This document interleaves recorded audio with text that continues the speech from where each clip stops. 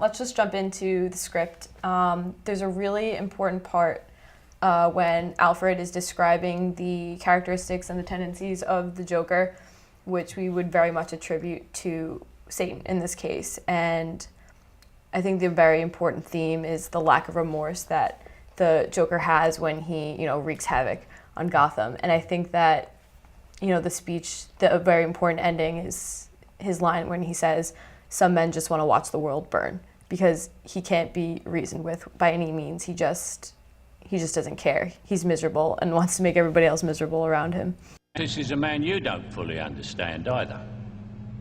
A long time ago, I was in Burma. My friends and I were working for the local government. They were trying to buy the loyalty of tribal leaders by bribing them with precious stones. But their caravans were being raided in a forest north of Rangoon by a bandit. So we went looking for the stones. But in 6 months, we never met anyone who traded with him. One day, I saw a child playing with a ruby the size of a tangerine. The bandit had been throwing them away. So why steal them? Well, because he thought it was good sport. Because some men aren't looking for anything logical, like money. They can't be bought, bullied, reasoned, or negotiated with. Some men just want to watch the world burn. Definitely, I can definitely agree with you on that. Because obviously Satan himself, he's miserable because he was, in the Bible it says he was kicked out of heaven, and he was upset, and basically his objective was to make us as humans miserable and getting us to fall into sin, which obviously in the end result is going to be misery because we don't make it into the kingdom of heaven. And that's just the Joker's goal is just, I think it was a part when he was talking, even in the movie, and he was talking about, about killing somebody or just a crime, that wasn't the main objective. I don't remember the exact words of it, but it's just like that's his objective, is just to, as much as possible, to pull people into that. And it's really strong, that parallel between between the Joker and the devil, definitely. And he's just kind of the personification of, the devil, all that's evil, in the sense that he also uses people to meet his means. In the opening scene, you see him, basically shoot everybody off, and the only one, everyone thinks the joke's on everyone else, but in the end, he's the only one who survives. And then at the end, he burns the big pile of money, and, anyone would want that money, especially in our consumer culture, but he just doesn't care. His purpose is just make people suffer. So, yeah. Exactly. And I think even he's shown to be the least human, even with the way his makeup's done, because even historically in old plays and things like that, the devil was always portrayed to have a black mask or some type of mask, and he is completely masked for most of the show, if not all of the movie. Right. Just there's one little scene where he's not. Yeah, right. And everybody gets real excited because they see Heath Ledger. Right. But also the parallel with Harvey Dent, and he, I think, is just the very stereotypical human being that is tempted. That was a good scene. That scene of he and with Rachel. An example that I was thinking about that when I was looking at it. Harvey Dent, the story of when Rachel was killed. I thought about the story of Job, and how he lost his family, he lost all different things, and obviously the difference between Harvey Dent and Job was that Job, he still trusted God, and he knew that basically the temptation, is nothing. God doesn't allow temptation anything more than what we can handle. And then, like the story of Job, how, Satan tried, he said, I want to tempt him this way, this way, and this way. And God said, you can do this, but you can't do that. And the thing is, with Harvey Dent, it's the same as our lives. We get things in our lives that come as temptations and things that some other people say, I don't know how I could possibly deal with that. But God gives us, we have that bit of Christ inside of us that we can pull out, that we can apply to that situation so that we're able to endure it. We may have some tears, we may have a little bit of pain, but we're able to do that. And my thought is that in that situation with Harvey Dent, he could have pulled that part of Christ out of him and applied it to the situation, because we all have it in us, those that are believers. and he would have been able to overcome, but he let the flesh side, the carnal side, the side of being human, he took that side and he decided to apply that and took that into his own hands. And I think there was a really strong lesson from that, that specific scene. As for another scene, I think a really important theme would be just Batman himself, his embodiment and his parallel to Jesus Christ, because I think he really takes on the part of a martyr. And there's a specific voice narration at the end of the movie when they explain that he's not Gotham's hero, he's whatever Gotham needs him to be. You're either die a hero, or you live long enough to see yourself become the villain. I can do those things, because I'm not a hero. Not like that. I killed those people. That's what I can be. No, you can't. You're not. I'm whatever Gotham needs me to be. Going in. And I think that it's really important to see that when he doesn't care so much about himself, about his reputation, he does whatever he can to save the people that he thinks deserve to be saved. Definitely. Yeah, that also, wow, when you say that, a scripture comes to mind when the Apostle Paul, when he's addressing the church, and he says, I become all things to all men that I might save some. So basically what happens is that Batman, and just like Batman did in the movie, that's what we need to do in life. Sometimes we have situations that come about, and those are opportunities, those are tests that are given for us, so that we may do something that's not normally in our description of our work description, so to speak, as far as life, what we normally do, but it's an opportunity to minister to someone else, where maybe that one person that is annoying as I don't know what, but you know that you're supposed to say something to that person, and you're like, God, why'd you do that to me? But I'm gonna do it. And basically becoming that, or actually for someone else, you see they're doing something wrong, you give them a suggestion of how they can correct it, as opposed to just basically, shedding light on the whole thing that everybody sees it. So it's like really allowing, basically becoming all things to all men in that sense, so that in the end you have opportunity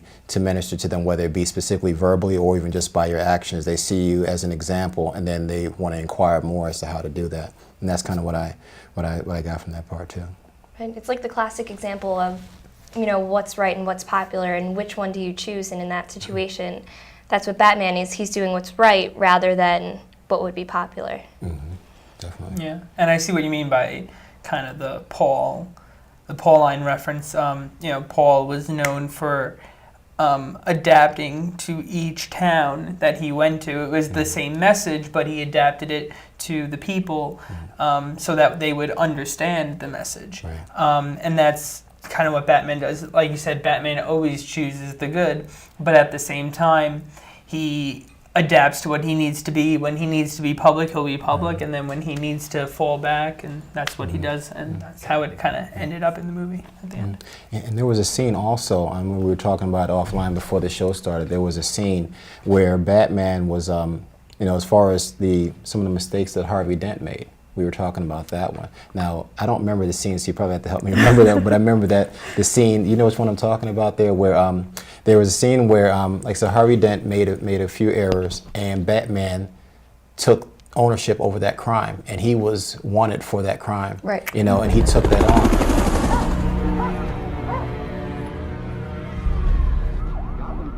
Sweet Jesus.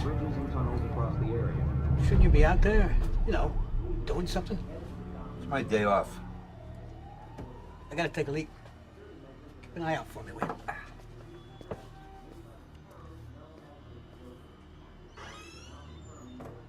Now what? You need someone to shake it for you? Hello. Damn. Jesus. I thought you was dead. Half.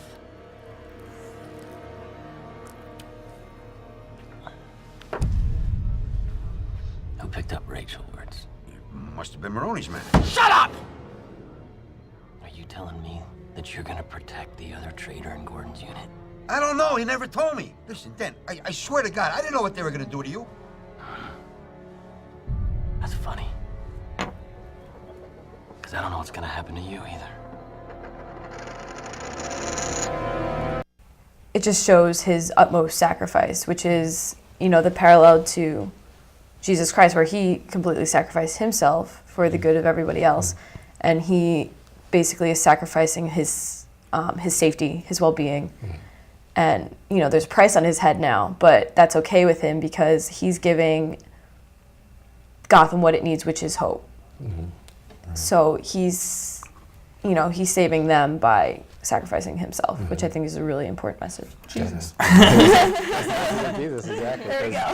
Because he didn't have to do what he did as far as sacrificing of himself, but he took on, they said he took on the sin of men, so that'd be as a sin offering. So basically, now we don't have to slaughter goats, and if we did that, animal rights would be on us 24/7. So now it's the point we can just call upon the name of Christ and basically wash ourselves free, and that's what we understand from the Bible, which is really cool. But yeah, Batman, like I said, that scene was really powerful. Right. I think it's always really important to understand the idea of like redemption in the movie too, with him saving everybody else.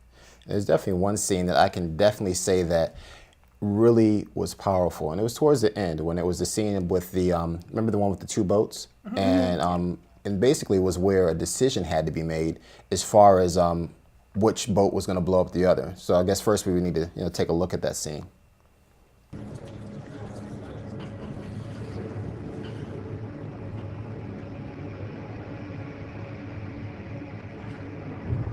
Captain, got 100 barrels down there rigged to blow. In this.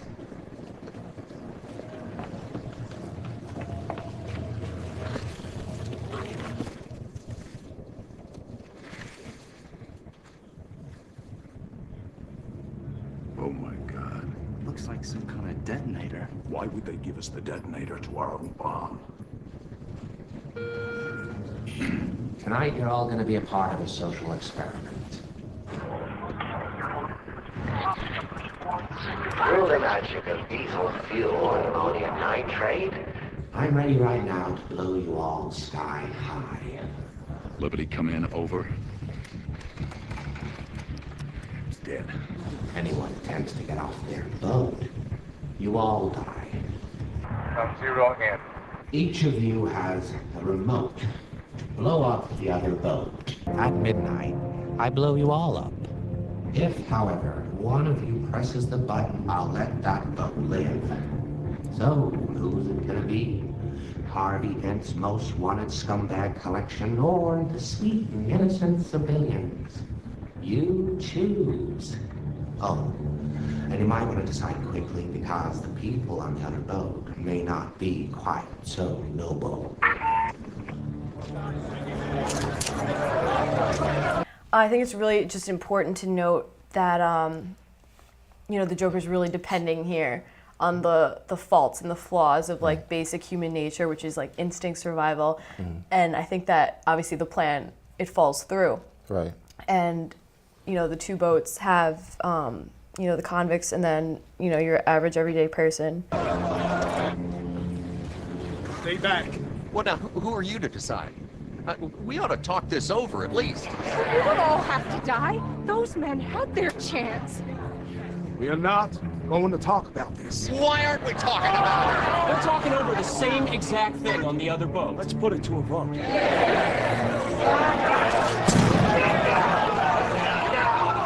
Time for I want everybody to put their votes on this piece of paper. If anyone's got pens, pass it along. We need to get these votes in quickly. Come on. Nobody fucking put the ball on, man!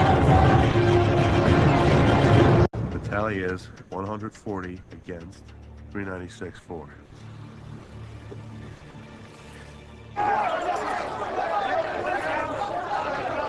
Right, you see this boat full of these people who, you think they've done all these things wrong, and the Joker's depending on the, good people to say, well, they aren't worthy to be saved. But in the end, you see that the convicts, they throw out the remote and they say, no one deserves to die. So you really see a balance between everyone, no matter what they've done.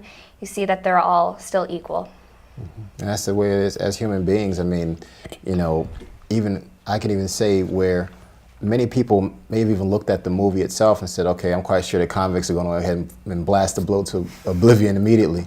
And, you know, at the same time, you know, just because, what I learned from it by watching, just because of a person's past, they made one decision. And one decision is easily what could have happened to bring them into that case, into prison. And even that, as far as just society, where we live now, just in the U.S. and just the world itself, there are people that have made one bad decision, and unfortunately, the rest of their life, they have a label that's placed on them. There are a lot of freedoms that they don't have anymore because of one decision.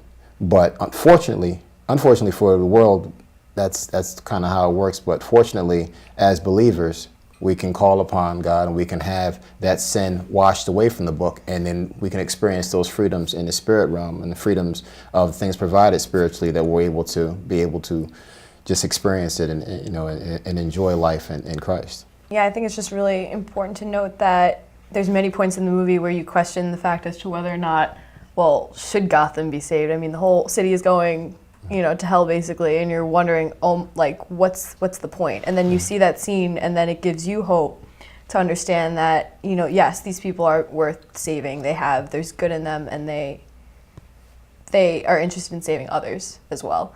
And I think that's the point where Batman really sees that, and that's why he's so willing to make that sacrifice. Mm-hmm. Wow, you know, when you said that, something just kind of came to mind. One of those old vacation Bible school stories when I was little, but the story of Sodom and Gomorrah. Remember the story when they were saying, you know, if you can find me such and such amount of people that are inside of this place, I'll save them. Remember that? And it was just like really that demonstration of both of those on the boat was just like, because if there is good in any location, then it's possible that that good can transfer to other people, just the same as bad spirits do transfer good and bad. But just that that group of people itself, you know, just gave hope, and you know, I think that was really strong. I think that's all the time we have for now. So thank you for joining us, and we'll see you next time on Between the Scenes.